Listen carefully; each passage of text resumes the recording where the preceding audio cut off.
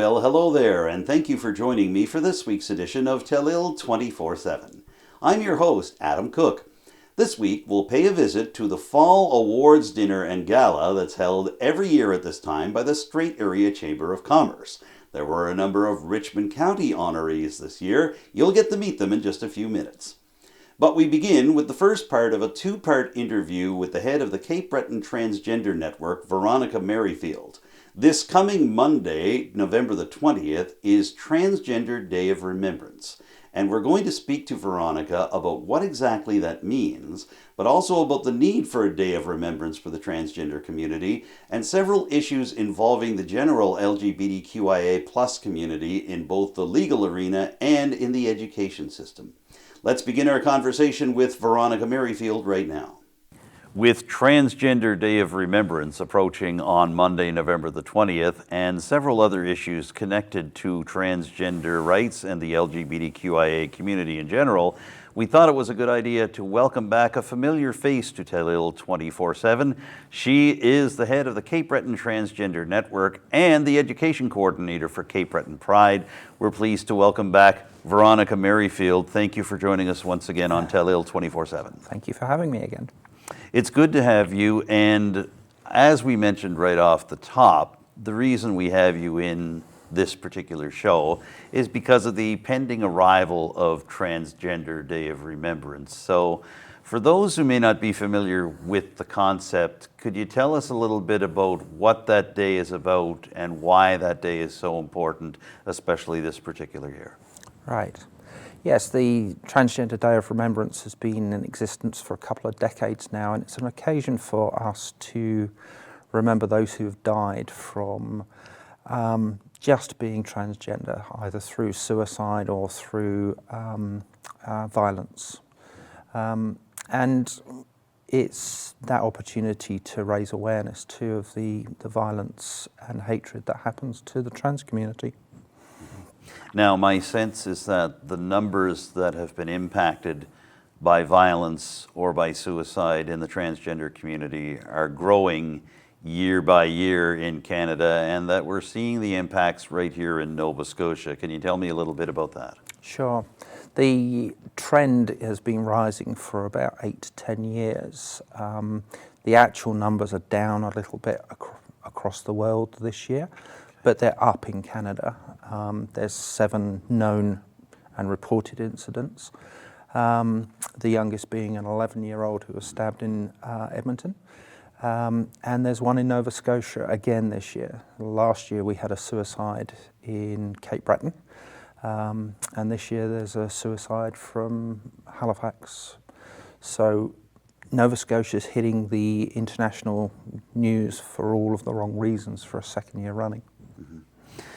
You've talked openly about your own journey as a transgender woman, and you made your transition nearly 30 years ago in the 90s.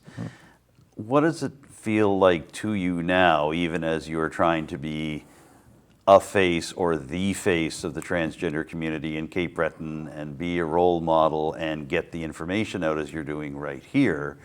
But then you hear about things like an 11-year-old child being stabbed in Alberta, and you see that this has reached Nova Scotia and it's reached Cape Breton. How do you feel both personally and professionally when you see these statistics? So it's interesting that you talk about that 30 years. I mean, there's the availability of information and the level of education has certainly increased in those 30 years. Partially because of things like the internet. Certainly in the 90s, the internet wasn't as popular as it is now and didn't carry as much information. And it was hard for communities to organise and connect.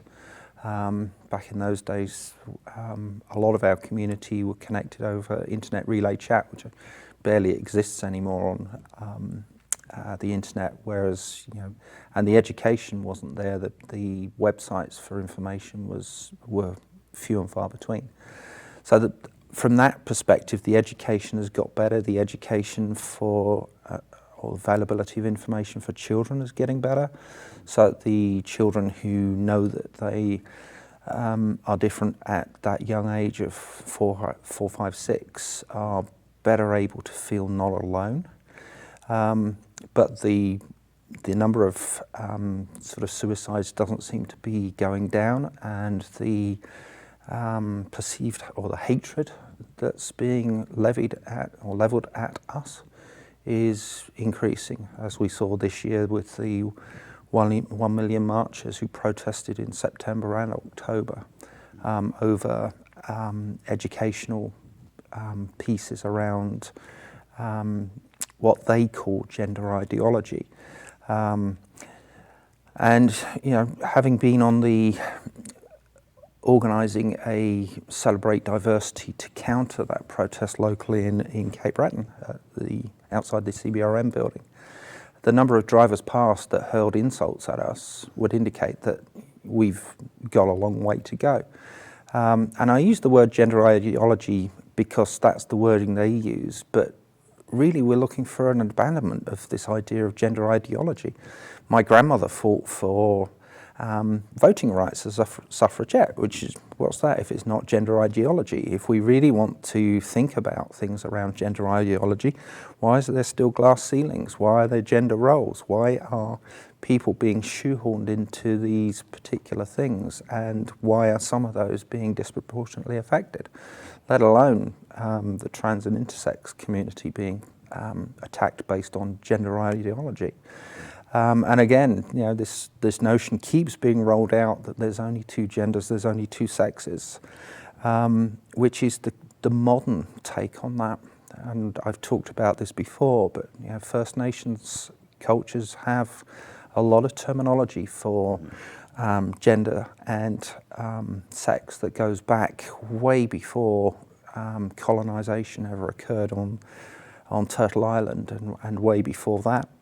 And other cultures, ancient Egypt, ancient Israel, had words for multiple genders. And in other cultures too, various archaeological evidence is showing that. So this modern thing that there's only two genders and the two sexes, there's only XX and XY, it's kind of, yeah, well, maybe that's what you learnt in your early high school biology, but that's not the end of it. That's like saying mathematics stops at y equals mx plus c for graphing straight lines, and you know there's a whole pile of calculus and 3D calculus and curvilinears and all sorts of stuff. This idea that we're sticking with this because it serves a purpose, and as I've mentioned to you before, the broader issue I think is the division that happens around people thinking about us and them. Now, you brought up the example of your grandmother being a suffragette, and I see a parallel between that time and what you're experiencing now. For many years in voting, that's why the suffragette movement came about in the first place, is because women were not recognized as people in terms of voting and having that right. And it seems like it's a modern day parallel of that. Would you agree there that they're just looking for the opportunity to be seen as people? Yes, the people just want to be recognised as people, and you know that's if you're out there touting there's only two genders, what really is your objective? If you're out there looking to stop the teaching or education of children, that piece around gender and sex that's been taught for years in schools has helped reduce teenage pregnancies, for instance. It's the reason why organisations like the Cape Breton Centre for Sexual Health are out there teaching that. But it goes a bit deeper than that because they're also teaching consent, which is a fundamental part of all of this. It's, you know, each of us is entitled to experiencing our own body in our own way. That should be a fundamental human right. But yeah, I don't like to use the word acceptance because I shouldn't have to talk about that for anybody. It doesn't matter what section of the community. But unfortunately, that's what I have to do because that's all we're looking for. We have the right, the human right, just to exist and be ourselves in the same way that anybody else does without having to face discrimination and penalisation just because of who we are. You and I have talked earlier about what's been going on in New Brunswick, that the Premier there and his education minister have been trying to reduce and in some cases outright eliminate the right for transgender students to be able to attend school under their own identity and not have the teachers or the principals reach out to the parents. He has paid quite a political price for that and had several members of his cabinet and his caucus resign. We saw just a couple of months ago the Premier of Saskatchewan, Scott Moe, and his cabinet using the notwithstanding clause of the Canadian Charter of Rights and Freedoms to override similar protection that was in place for transgender students in that province. What are you personally thinking as you're seeing this unfold in different parts of Canada, including literally right next door to Nova Scotia? The knock-on effect is the piece. The unintended consequences are often the piece that people don't see. The rising violence against trans kids in schools, for instance, would be a really good indicator that things are getting worse. To go back to that, the children often find it a safe place to come out as themselves in schools. Those that need that safe space often know that they have potentially difficult home environments or openly hostile home environments. And that contributes to potential suicide risk and suicides that those schools could help mitigate. And those children, youth, students that have spoken about this talk about how it gave them the opportunity to find strength in themselves to be able to then talk to family because they got that chance to get that support that they needed. Taking that away from students whose family environments are difficult is going to take away that choice for them. And they're going to have to live with not being able to do that and the potential of suicide. You'll hear more from Veronica Merryfield of the Cape Breton Transgender Network in just a few minutes' time. Right now, let's head to the Port Hawkesbury Civic Centre. That was the site of the annual Fall Awards Dinner and Gala held by the Strait Area Chamber of Commerce not too long ago. As you might expect, there were a number of Richmond County honorees among those who were receiving hardware on the last Wednesday evening. However, there was also some updates happening about what the Strait Area Chamber of Commerce is going to be doing in terms of fundraising and other activities over the next few months, including the establishment of a not-for-profit housing cooperative, which we've discussed here on Telile 24/7 in recent weeks. So let's head to the Port Hawkesbury Civic Centre for a night of awards, but also a night of reflection for the Strait Area Chamber of Commerce and the local business community in general. Since this is a Strait Area Chamber of Commerce event, you would expect that it would be largely small businesses, including brick and mortar businesses, that would be celebrated on a night like this, and you'd be right. But the Fall Awards Dinner and Gala also honored a Club 25 member, specifically a member of the Chamber that has been active in the community for the past 25 years, even though it's not set up to sell goods or to export products. That organization, the Richmond County Literacy Network, which is celebrating a quarter century of operation this year. Back in 1998, Millie Hatt, who is with us this evening, prepared a strategic plan for a potential literacy network in Richmond County, and the rest is history. As program coordinator, Millie dedicated her career to supporting literacy in her community. In the 2000s, programs such as health literacy, older worker programs, Jewel, and many others demonstrated the importance of adult education and community services. Through program funding and fundraising, the Richmond County Literacy Network at one point had 44 employees, several offices, and 5 to 10 or more programs running simultaneously across the county. Although there have been many changes over the 25 years, adult education continues to be a priority. The organization recently hired Mitch David, who you met earlier. He is working out of the newly opened office in St. Peter's. The network will deliver 2 basic digital courses, both in class and online. The Dolly Parton Imaginary Library will be revitalized, and the Department of Community Services is again partnering with them to create some much-needed programs. The future looks bright for their organization, and they are very excited to be moving forward and upward. On this, the 25th year in operation, they are very happy to report that since the inception of the Literacy Network, They have helped over 6,000 learners, hired hundreds of employees, and generated over $6 million in revenue to help literacy in Richmond County, and that is phenomenal. We'll review some other Club 25 honorees a little later in this segment. Right now, let's see some of the other individual award winners for the Strait Area Chamber of Commerce Fall Awards Dinner and Gala. Each year we come together to celebrate the job creators, the innovators, and business owners who turn dreams into economic growth. It is our pleasure to recognize tonight's award winners who demonstrate the spirit of entrepreneurship at its core. They have chosen to locate here.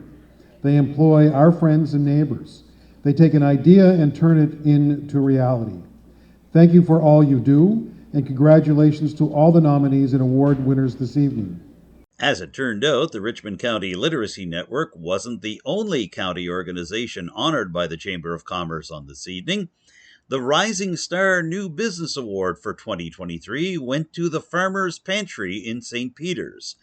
Jennifer Snowden was praised for beginning the business just a couple of years ago during the depths of the COVID-19 pandemic. In one of the most isolating experiences people have ever faced, she had a vision of not just creating an independent, fair trade, organic coffee shop, but also creating a community gathering space where people could connect with one another. Today, the pantry has exceeded even her own expectations. The cafe is consistently full. The comforting sounds of people chatting fill the air, and the smell of good coffee and homemade food fills the cafe.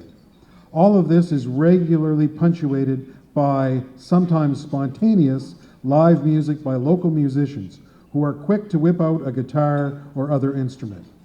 What truly sets the pantry apart is how clear it is to anyone walking through the doors that the staff love working there. The sense of family fills the place, and customers feel it and feel a part of it. Jen has steadily grown and diversified her business. Early on, she added incredible baked goods from a local provider who has taken over part of the building. More recently, Jen's sister Brandy has begun cooking homemade meals to eat in or take home. Artisan products decorate the walls, and the musicians earn tips for playing. She is spreading the wealth to many while continuing to add in components that align with her vision and values. A Facebook share of the Farmers Pantry Award announcement may sum things up best. A team like no other. A place where you feel welcome, supported, appreciated, and treated like family. If you are feeling down, this crew will pick you up with their humorous ways and conversations, their commitment to making every drink to perfection for you. Fill your belly with the most amazing goodies and lunches ever, and give you a warm place to sit, eat, drink, chat, laugh, and enjoy the most important things in life, one another. We would like to ask Jennifer Snowden from the Farmers Pantry to come to the stage to accept our 2023 Rising Star New Business Award presented by Enrich CBDC. And now that we've celebrated Richmond County businesses and organizations, it's time for a trip up Route 19. Western Cape Breton Island was well represented at the Strait Area Chamber of Commerce Fall Awards Dinner and Gala. As a matter of fact, 3 different businesses, 2 with a special relationship to the first one, were among the big award winners on this Wednesday night. Let's begin with the Mabu Farmers Market. Originally devised in 2007, it grew from only a handful of vendors to 98 vendors, and now averages close to 2,000 weekly visitors at the Mabu Athletic Centre during the summer and fall months. I guess first of all, I'm happy to accept this award on behalf of not just the current staff and board and membership at the market, but everybody who has ever played a part in our market. They have done what they can to bring the market forward, to professionalize us, and to continue us growing. And that includes vendors, volunteers, board members, staff, and a big thank you to the business community for recognizing us as growing to be what we are today. I had to come to this because in 2007, there were 7 of us vendors who had a vision about what we wanted the farmers market to be. And I can say that not only have we reached a lot of those goals, but we have made new goals for ourselves. We are employers. We are part of the community. One of the things I'm the most proud of is that we have been incubators We have been an incubator for many businesses who have gone on to do great things. There's a little tiny business who started out at the Mabu Farmers Market. Maybe you've heard of them, Peace by Chocolate. So that we were one of their original farmers markets. We went from 7 of us to 13 in 2007 to now we have a roster of 98 vendors who are there every week. Not all 98 of them are there, but our vision was to provide good food, education, and be able to provide people with the idea of food security. And I am so proud to have been a part of this organization for all. Somebody asked me, is this your 25th anniversary? And I said, I might feel that old, but we just finished our 17th season. Thank you so much to everybody who's been an integral part of this, and for everybody who will be joining us in the future. We always have more jobs to do. Thank you so much for all of your support. Thank you, Carrie, for the farmers market's commitment to the market, vendors, customers, and enhancing our community. But it wasn't just the Mabu Farmers Market itself that picked up an award. The Strait Area Chamber of Commerce also recognized a longtime vendor at the Mabu Farmers Market and several similar operations around the Strait region. The recipients of this year's Immigrant Entrepreneur Award are Martin and Gabby Bowman of Martin's Fine Bakery.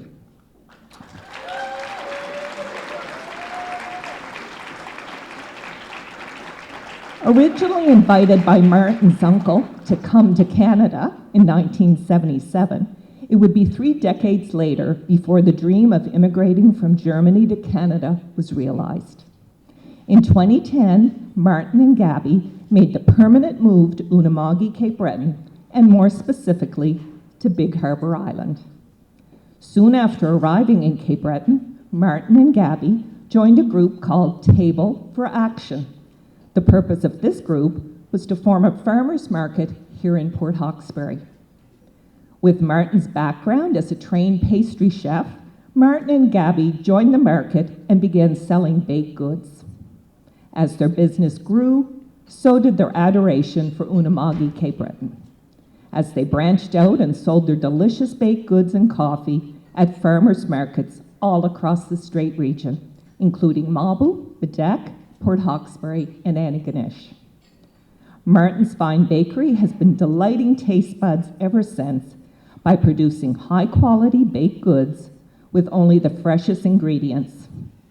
These days, Martin and Gabby are both familiar and popular vendors at the Mabu Farmers Market and the Antigonish Farmers Market. Thank you, Martin and Gabby, for choosing Unama'ki, Cape Breton, and thank you for enriching communities throughout the Strait area with your delicious treats, your commitment to community, and your desire to make a difference. Another regular vendor at the Mabu Farmers Market, specifically the Corner Store by Miss Brenna, picked up the Export Achievement Award from the Strait Area Chamber of Commerce. It's been a big 10 years since the owner-operator of Miss Brenna's, Brenna McNeil, developed the business while on maternity leave. Here is Wanda McLean of Invest Nova Scotia explaining the story of Miss Brenna. This award is intended to recognize a business in the Strait region that has achieved success through development of new or existing markets outside of Nova Scotia. The recipient significantly contributes to our community and economic growth of our province through its exporting strength and extraordinary results in out-of-province activities. This year's recipient, Miss Brenna, has been doing just that since its inception and is so deserving of this award. Since 2013, Brenna McNeil has been designing and creating pieces under her branding, the Love Cape Breton collection, which includes apparel, photography, and paper goods, just to name a few. She loves creating products so that people can also share their love for Cape Breton Island and connect to people and place. With a vibrant e-commerce platform, Miss Brenna's products have been sharing this love with sales all over Canada and the United States. The business has continued to experience growth, and as a result, this once home-based e-commerce enterprise has established a bricks and mortar location.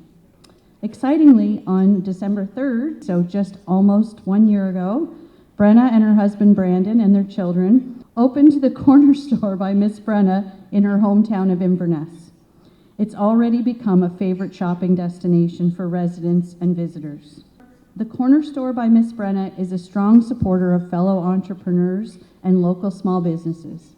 This has allowed business to continue to grow and expand its sales outside of Nova Scotia, and is certainly a success on how small businesses can contribute to our Nova Scotia economy through export.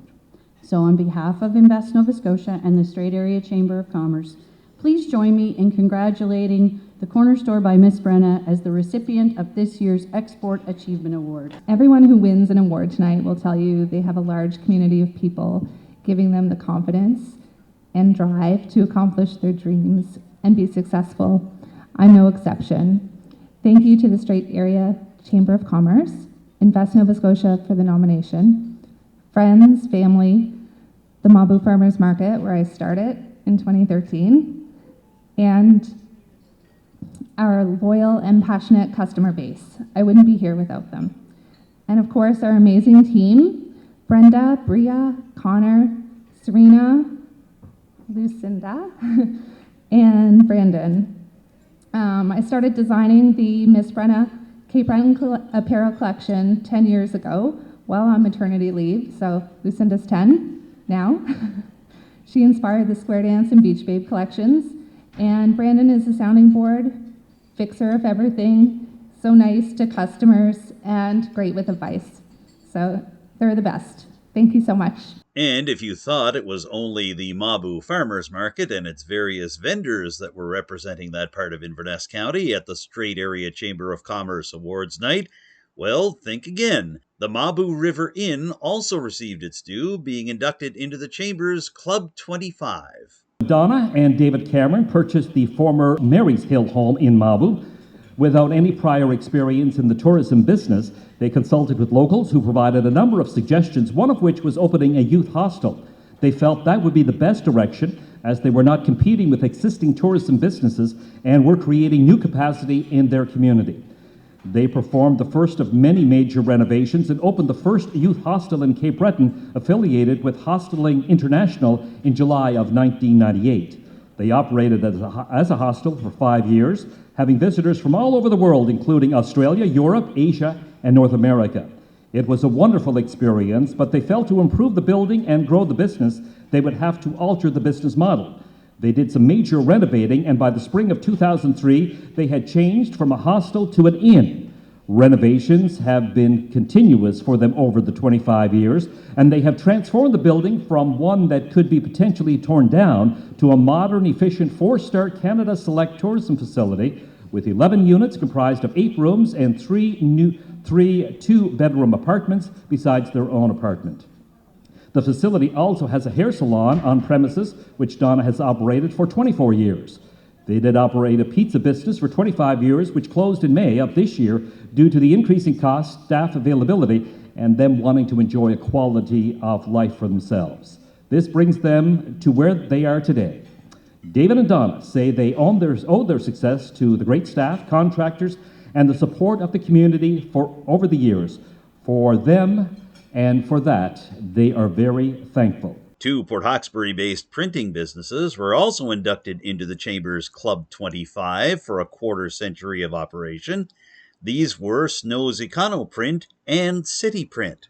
The Chamber also congratulated its newest entrant into the Chamber's Club 50 organization, the longtime land surveying company Brian A. Anderson & Associates Limited. And a familiar face to many who do business in Port Hawkesbury or even just stop for a bite to eat or something to drink, received the Outstanding Customer Service Award from the Chamber of Commerce for the year 2023.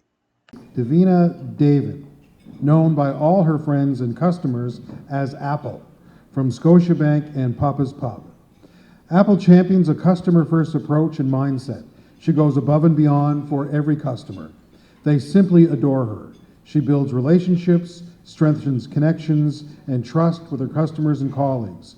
She is always approachable, friendly, and willing to assist her customers and peers. She is an excellent colleague, drives collaboration and respect, always pushes forward with a smile despite challenges.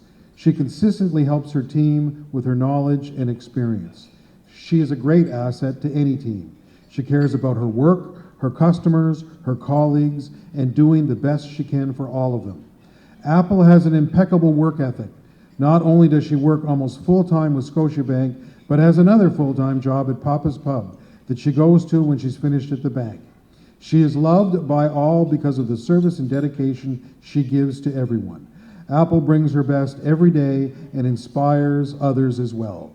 But as the Strait Area Chamber of Commerce wrapped up its fall awards dinner and gala, Chamber President John Willett reminded the crowd that the evening wasn't simply about handing out hardware, but also to continue to advance the Chamber's preparations to deal with issues such as housing and the development of green hydrogen. Your Chamber is working hard on a number of exciting ventures. We've decided to start a housing not-for-profit. We're going to be working on the Green Energy Conference, and we've got ongoing training programs and all the advocacy the staff and board members engage in to grow the region. And because the Chamber relies on fundraising as part of its revenue generating to give its members the services that they gain while being part of the Chamber, Willett reminded those in attendance at the Port Hawkesbury Civic Centre that the holiday season is on the way. I will wrap things up by letting you know there are only 34 days until Christmas. And to start the Christmas season, we've launched our Christmas raffle this past week. Our stocking stuffer 50-50 raffle will be the same as last year. We seeded the pot with $20,000 to ensure a minimum prize to our winner of $10,000. But we've added 3 early bird draws that will take place the last 3 Fridays leading up to the final grand prize 50-50 draw on January the 5th. How big can we stuff this stocking full of cash? That is up to you. Make sure you buy your tickets, and we ask you to help us by sharing our social media posts and advertising the draws. One lucky winner will be taking home at least $10,000 on January 4th, 2024. We hope that this continues to be the Chamber's largest fundraiser of the year. Tickets range from $10 to $1. You heard that right. The more you buy, the more chance to win, and they make a great stocking stuffer or gift. So, as the Strait Area Chamber of Commerce saluted new businesses and longtime members of the business community from up and down Cape Breton Island, there was also a feeling in the back of the minds of many of those in attendance that a busy holiday shopping season is on the way. At the Port Hawkesbury Civic Centre for Telile 24/7, I'm Adam Cook. And now let's return to the Telile Community Television Studios in Arishat, where we conclude our conversation about Trans Day of Remembrance and similar issues involving the LGBTQIA+ community, with Veronica Merryfield, the Education Coordinator for Cape Breton Pride and the founder and head of the Cape Breton Transgender Network. I wanted to go back to the legal system just for a moment to talk a bit about an issue that you've brought up here before, but I think deserves a little more attention.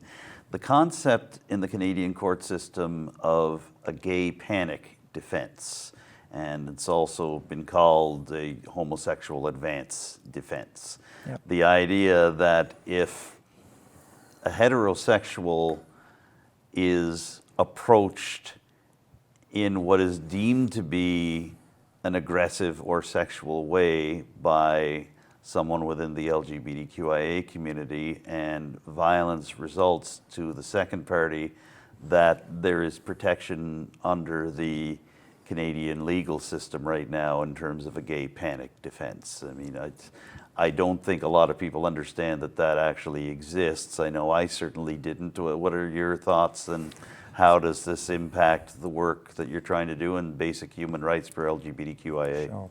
To go back to your wording choice, it doesn't have to be an aggressive approach by somebody from the 2S LGBTQIA+. It's just about if someone perceives that they thought they were tricked in some way, or they somehow think they have ended up in some sort of queer or gay relationship or approach, that the gay panic defense is still legally available to them. as far as I can tell, that hasn't changed. I can't see when it was last used. It was last discussed heavily in 2014, but there was some discussion around it in 2021 after or during and after the conversion therapy ban. It seems to me to be completely at odds with the human rights legislation in Canada and the provinces, but it still exists. I've no idea whether it's actually been tested more recently, but it raises a serious issue that, you know, just because somebody is gay or trans and in the dating scene, they could face homicide without any repercussion. Which is a dreadful place to be for anybody that's just trying to live their normal, regular life as anybody else would be. Mm-hmm. And that brings us back to the Transgender Day of Remembrance and to why this particular observance exists in the first place.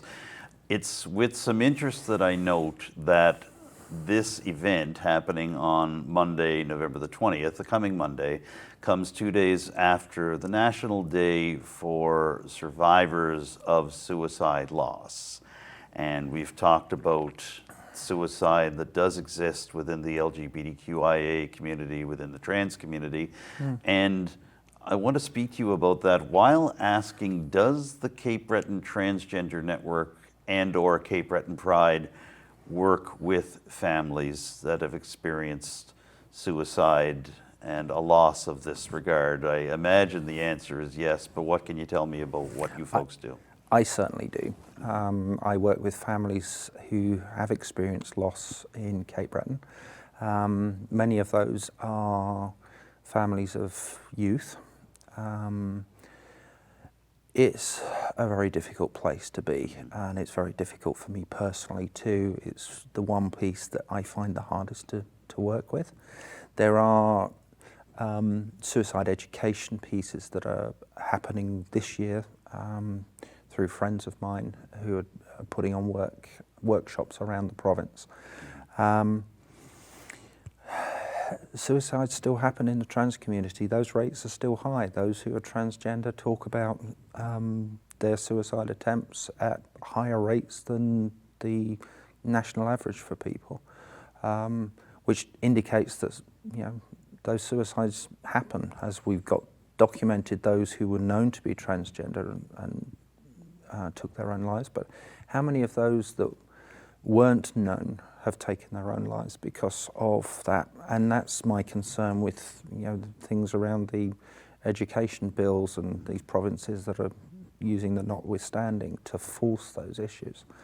They're effectively forcing suicides.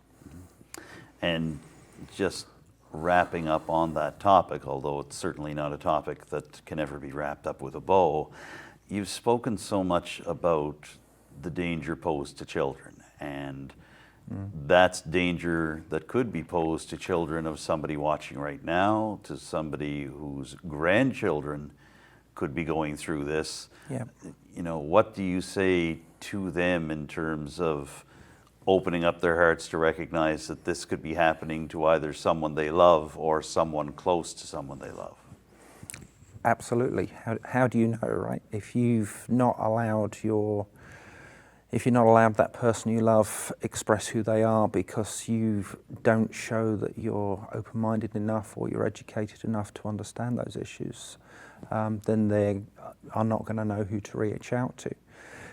Part of my work this year has been more on educating seniors, those grandparents. And I've had some really remarkable sessions with seniors that have been delightful to do, because they are concerned about their grandchildren, they are concerned about the what-ifs, and they want to be the ones there who, you know, have educated themselves. I'm always around to talk to anybody, as you well know, and as plenty of other people well know. And if there's even a suspicion there, or if you need the education, please reach out. Transgender Day of Remembrance coming on Monday, November the 20th. Are there any specific events that are happening in Cape Breton surrounding that? There's a few events that I'm aware of and partaking in. So I'm going to start with the evening of November the 18th. at On Paper Books in Cape Breton. Shelley Thompson has written a book following the movies that she wrote and directed, Dawn, Her Dad and the Tractor. This is a book launch event, and I will be proudly next to Shelley talking about the book, having done a sensitivity read for her, so I got to read it early, which was delightful. So, it's a really well-written book, and it talks about the various relationship pieces around somebody who's trans in a family, how parents react, how siblings react, how a community reacts, and how that education comes, but also about the difficulties that occur for the trans person in that story too. On Monday, November the 20th at 11 o'clock outside the CBRM building, 320 Esplanade, there'll be a flag raising and vigil. But sadly this year I won't be at that one, even though I'm organising it, as I have an event at the legislature in Halifax. Also a flag raising at 11 o'clock, and also a press conference. So I'm not sure how that's going to go yet, but those are the ones I know about. But if nothing else, in your own mind, please remember those who have died. A lot of folks have died just because of who they are this year. And some of those are documented. There's an organisation, international organisation, that tries to document all of them that they can find, but sadly they don't know about all of them. Yeah. All right, we've covered a lot of ground as I expected. Did you want to add anything else just before we wrap up here? No. I thank you for the interview. It's always good to raise awareness. And if you need that education, if you want somebody to talk to, whatever your position is, please reach out. I'm happy to talk to anybody. And I'm happy to provide organisations educational pieces. That's part of what I do too. We appreciate, as always, your openness, your perspective, and your insight, especially at a time like this. Veronica Merryfield, thank you for joining me once again on Telile 24/7. Thank you, Adam, for having me. It's no trouble at all. Veronica Merryfield is the head of the Cape Breton Transgender Network and also the education coordinator for Cape Breton Pride. And there you have it. That wraps up this week's edition of Telile 24/7. Thank you for tuning in, and a special thank you to my interview guest this week, Veronica Merryfield. If you have any thoughts about what you've seen this week on Telile 24/7, or you'd like to make suggestions for a future episode of the show, I'd love to hear them. You can contact me directly. My phone number is 902-625-8863, and you can reach me by email using the address adamjrcook, cook with an E, @gmail.com. You can also contact Telile Community Television directly with your comments and suggestions. The station phone number in Arichat is 902-226-1928, and the best email address to use is telile@telile.tv. Don't forget to follow Telile on social media. We're on X, formerly known as Twitter, as well as Facebook, Instagram, TikTok, and YouTube. Our YouTube channel features every single episode of Telile 24/7, including this one, as well as individual segments and interviews from our shows. We offer the same service for our sister program, Roundtable, and on our YouTube channel right now you can check out several great new French language journalism programs, from the latest addition to the Telile news team, Jacqueline Giroir. For now, I'm Adam Cook. Thank you once again for joining me for this week's edition of Telile 24/7. I look forward to seeing you again next week with a brand new show. Bye for now.